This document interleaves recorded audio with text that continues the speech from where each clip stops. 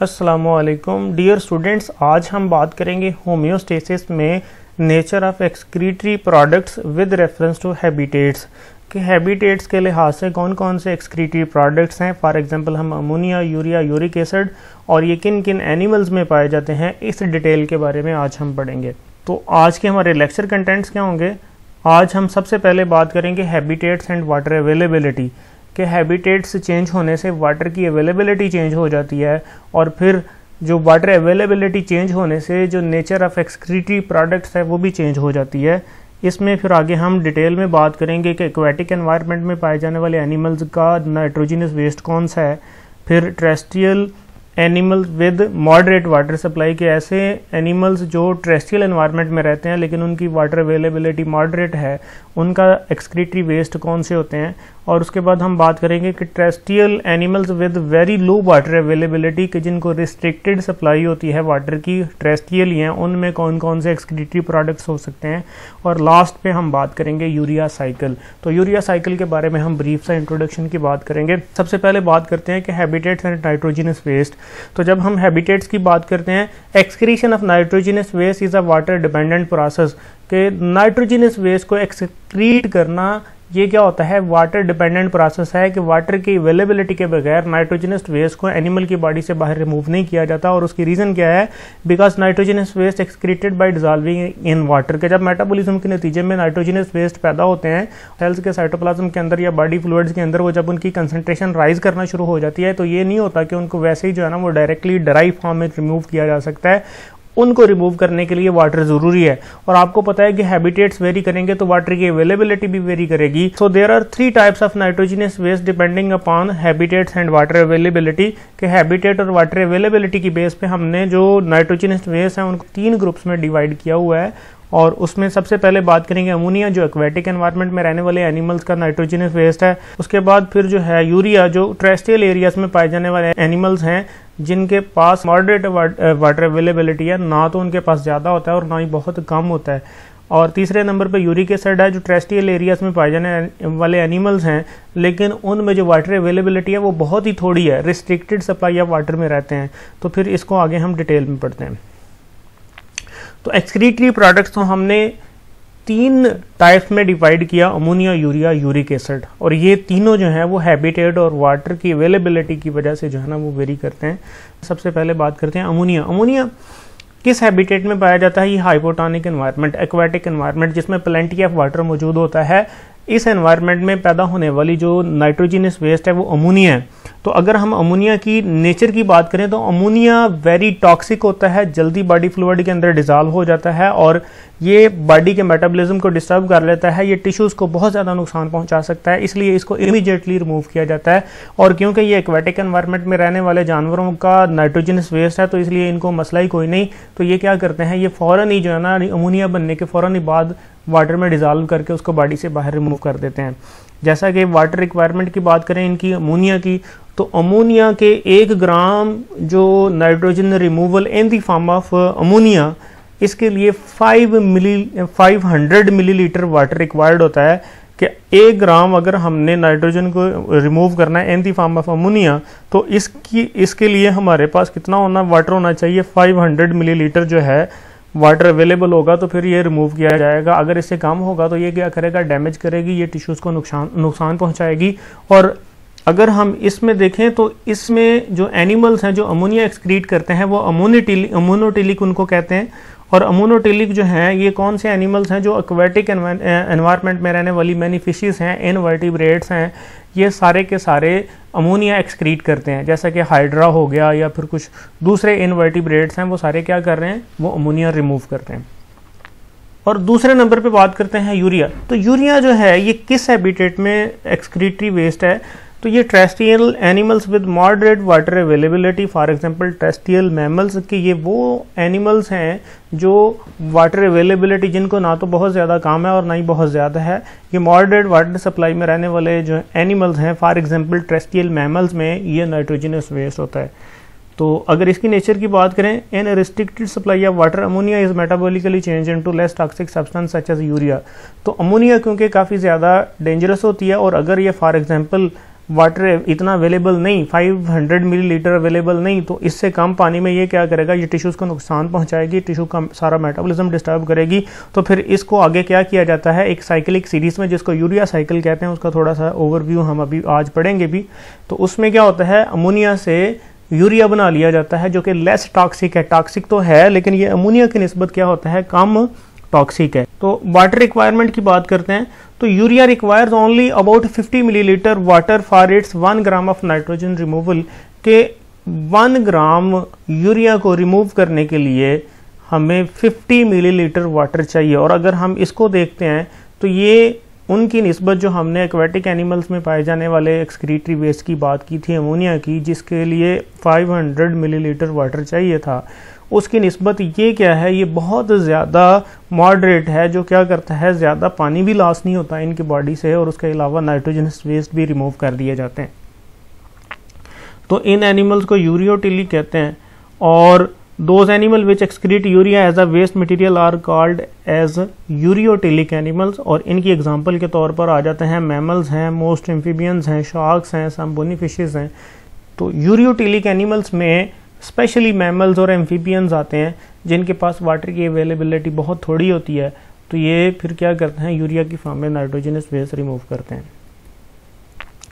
तीसरा nitrogenous waste uric acid है। तो अगर हम इसकी हैबिटेट्स की बात करें तो terrestrial habitat, restricted water availability, इनमें जो नाइट्रोजनस वेस्ट होगा वो यूरिक एसिड होगा। कि जिनमें वाटर की अवेलेबिलिटी बहुत ही थोड़ी है उन केसेस में क्या होता है, ये फिर आगे यूरिया फिर कन्वर्ट हो जाता है यूरिक एसिड में, जो कि लेस टॉक्सिक है।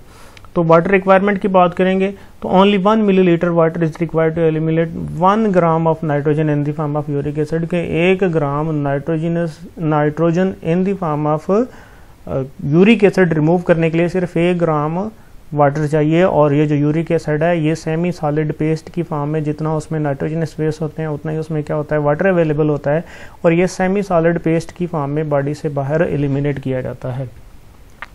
तो इन एनिमल्स को यूराइकोटिली कहते हैं। Those animal which excrete uric acid as waste material are called uricotelic. और इनके एग्जाम्पल के तौर पर बर्ड्स हैं, इंसेक्ट्स हैं, मैनी रेप्टाइल्स हैं और लैंड स्नेल्स हैं। ये वो एनिमल्स हैं जो क्या करते हैं, nitrogenous waste in the form of uric acid remove करते हैं। अच्छा, इसके बाद हम आगे थोड़ा सा इनका ओवरव्यू लेते हैं जो हमने अभी पीछे बातें की। तो हम एक्सक्रीटरी प्रोडक्ट्स की बात करेंगे और उसके अलावा सम कैरेक्टरिस्टिक की बात करेंगे जो कि ये इसके रिलेट करती हैं नाइट्रोजनस वेस्ट के। तो हमने सबसे पहले बात करनी है हैबिटेट की। तो हैबिटेट के लिहाज से अगर देखें तो अमोनिया एक्वेटिक एनवायरनमेंट में पाए जाने वाले एनिमल्स का नाइट्रोजनस वेस्ट है, और urea terrestrial with moderate water supply के ये यूरिया उन एनिमल्स में एक्सक्रीटरी वेस्ट है जिनमें क्या होता है, वाटर की अवेलेबिलिटी मॉडरेट होती है। और यूरिक एसिड उन एनिमल्स के अंदर पाया जाता है जिनमें रिस्ट्रिक्टेड वाटर सप्लाई होती है। उसके बाद बात करेंगे अगर हम टॉक्सिसिटी की, तो अमोनिया बहुत ज़्यादा टॉक्सिक है, यूरिया लेस टॉक्सिक है, और यूरिक एसिड तो यूरिया की निस्बत भी कम टॉक्सिक है। उसके बाद हम बात करेंगे needed water for the removal. तो अमोनिया को रिमूव करने के लिए 1 ग्राम अमोनिया को रिमूव करने के लिए 500 मिलीलीटर वाटर चाहिए, और यूरिया के 1 ग्राम को रिमूव करने के लिए 50 मिलीलीटर वाटर चाहिए, और यूरिक एसिड के 1 ग्राम को रिमूव करने के लिए 1 मिलीलीटर वाटर चाहिए। तो इसके बाद आगे इन एनिमल्स के नाम क्या होंगे, on the basis of excretory product. जो अमोनिया एक्सक्रीट करते हैं वो अमोनोटेलिक होंगे, जो यूरिया एक्सक्रीट करते हैं वो यूरियोटेलिक होंगे, और जो यूरिक एसिड एक्सक्रीट करते हैं वो यूराइकोटेलिक होंगे। इनकी एग्जांपल्स में अमोनिया जो है वो एक्वेटिक इनवर्टिब्रेट्स का इंक्लूडिंग फिशेस, मोस्ट फिशेस जो हैं वो अमोनिया जो है ना रिलीज करते हैं नाइट्रोजनस वेस्ट। और जो यूरिया है मैमल्स हैं, मोस्ट एम्फीबियंस हैं, शार्क्स हैं, सम बोनी फिशेस हैं, उनके अंदर जो है वो क्या होता है, यूरिया होता है। और इसके बाद अगर हम यूरिक एसिड की बात करें तो ये बर्ड्स, इंसेक्ट, रेप्टाइल्स और लैंड स्नेल, वो एनिमल्स जिनको वाटर बहुत ही कम अवेलेबल हो, उनका जो नाइट्रोजनस वेस्ट है वो क्या है, यूरिक एसिड है। तो अब इसके बाद आगे छोटा सा टॉपिक है इसी से लिंक, जिसमें क्या होता है, जो यूरिया है वो बनता है। तो यूरिया साइकिल क्या है? The metabolic pathways involved in the production of urea termed as urea cycle. के यूरिया साइकिल ये एक मेटाबॉलिक पाथ है, एक साइक्लिक पाथ है जिसके अंदर क्या होता है, यूरिया प्रोड्यूस होता है। और केमिकली अगर हम इसको देखते हैं तो urea cycle is a series of cyclic reactions in which 2 ammonia and 1 carbon dioxide molecules are shunted and 1 urea molecule is produced. कि ये क्या होता है जिसमें 2 अमोनिया मॉलिक्यूल और 1 कार्बन डाइऑक्साइड मॉलिक्यूल एंटर होते हैं और उसके नतीजे में 1 यूरिया मॉलिक्यूल प्रोड्यूस होता है केमिकली। इस साइक्लिक सीरीज ऑफ रिएक्शंस को हम यूरिया साइकिल कहते हैं। इसके जो स्टेप्स हैं ये बाद में देखते हैं, पहले थोड़ा सा इसको देखते हैं हम कि ये देखें, अगर हम देखें तो ये स्टार्ट होता है किससे? ऑर्निथीन से। ऑर्निथीन फर्स्ट कार्बन डाइऑक्साइड और अमोनिया को लेता है और उसके साथ क्या बन जाता है? सिट्रोलिन। सिट्रोलिन यहाँ पर आगे फिर अमोनिया, एक और अमोनिया को अपने साथ शामिल कर रहा है जिसके नतीजे में क्या बनता है? आर्जिनिनोसक्सीनेट। और आर्जिनिनोसक्सीनेट आगे फिर किस में कन्वर्ट होता है? आर्जिनिन। आर्जिनिन पर आर्जिनेज एंजाइम अमल करता है, यूरिया को सेपरेट कर देता है और हमें फिर दोबारा ऑर्निथीन अवेलेबल हो जाता है। तो इसको हम जो है देखते हैं।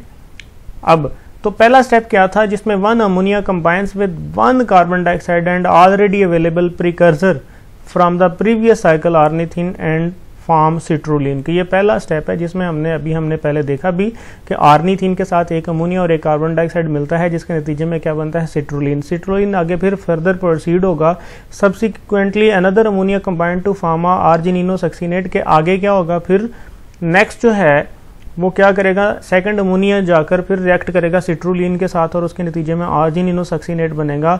आर्जिनिनोसक्सीनेट इज कन्वर्टेड इनटू आर्जिन। तो आर्जिनिनोसक्सीनेट किस में कन्वर्ट हो जाता है? आर्जिनिन में। आर्जिनिन फिर आगे split by arginase to form urea and precursor ornithine for the next cycle. के जिसके नतीजे में जब आर्जिनिन आगे उस पर आर्जिनेज एंजाइम अमल करता है, उससे यूरिया को अलग कर देता है और फिर दोबारा क्या बना देता है? ऑर्निथीन जो प्रीकर्सर है, जो नेक्स्ट साइकिल के लिए फिर तैयार है। तो इसको फिर हम देखते हैं। तो इसका जो पहला स्टेप था फिर वही हमने जो पहले देखा कि जिसमें क्या होता है? ऑर्निथीन कार्बन डाइऑक्साइड और फर्स्ट अमोनिया के साथ मिलकर सिट्रोलिन बनाता है। सिट्रोलिन आगे फिर क्या करता है? नेक्स्ट अमोनिया के साथ मिलकर आर्जिनिनोसक्सीनेट बनाता है। ये उसमें आर्जिनिनोसक्सीनेट आगे आर्जिनिन में कन्वर्ट हो जाता है। आर्जिनिन पर आर्जिनेज एक एंजाइम है जो रेड एरो में दिखाया गया है। ये क्या करता है? यूरिया को अलग कर देता है और ऑर्निथीन जो प्रीकर्सर है यूरिया साइकिल के लिए, नेक्स्ट यूरिया साइकिल के लिए फिर प्रोड्यूस कर देता है। तो ये आज का हमारा लेक्चर था। आज हमने सबसे पहले बात की थी कि हैबिटेट एंड वाटर अवेलेबिलिटी के वाटर अवेलेबिलिटी और नाइट्रोजन स्पेस के लिहाज से हमने कहा था कि 3 किस्म के एनवायरनमेंट है। एक जिसमें प्लेंटी ऑफ वाटर है, दूसरा जिसमें क्या होता है वाटर मॉडरेट है और एक जिसमें रिस्ट्रिक्टेड सप्लाई है। फिर इसी बेस पे हमने इनको आगे डिवाइड किया। एक्वेटिक एनवायरनमेंट है, उसके बाद terrestrial with moderate water availability है, फिर terrestrial with very low water availability है। तो इसको हमने देखा। एंड पे हमने बात की थी यूरिया साइकिल की। तो यूरिया साइकिल में हमने बात की थी कि इसमें जो अमोनिया जो टॉक्सिक है ये लेस टॉक्सिक फॉर्म यूरिया में कन्वर्ट हो जाती है और इस सारे साइक्लिक सीरीज ऑफ रिएक्शंस को हम यूरिया साइकिल कहते हैं। और ये लीवर के अंदर हो रहा होता है। लीवर के अंदर जो है ये सारा जो काम है यूरिया साइकिल का वो हो रहा है और उसके नतीजे में अमोनिया से यूरिया कन्वर्ट होता है। फिर वहाँ से आगे फिर वो ब्लड के ज़रिए से किडनी तक जाता है और किडनी फिर आगे इसको रिमूव कर देता है। तो आज के लिए इतना ही, बाकी इंशाल्लाह आगे फिर हम कंटिन्यू करेंगे। अल्लाह हाफिज़।